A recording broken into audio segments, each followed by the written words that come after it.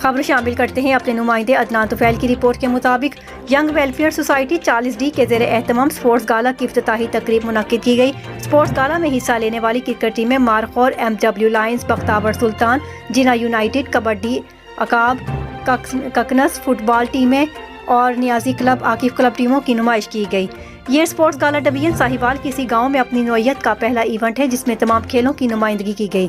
इस स्पोर्ट्स गाला तकरीब में अहलियाने गांव के बच्चों बड़ों लोगों की कसीर तादाद ने शिरकत की। बिलखसूस गांव के नौजवानों ने तकरीब को खूब जोश जज्बा से मनाया।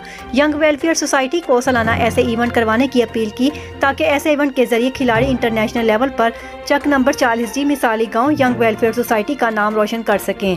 इस मौका पर सरपरस्ती आला यंग वेलफेयर मलक रियाज हुसैन नौनारी का गुफ्तगू करते हुए कहना था, मैंने ऐसा बेमिसाल इवेंट किसी गांव में नहीं देखा। आने वाले वक्त में इंशाअल्लाह हम इसको तहसील लेवल पर लेकर जाएंगे ताकि इर्द गिर्द के गांव में रहने वाले खिलाड़ियों को मौका फराहम किया जा सके। और यंग वेलफेयर सोसाइटी के तमाम मेंबरान को कामयाब तकरीब मुनक्किद करने पर मुबारकबाद पेश की गई।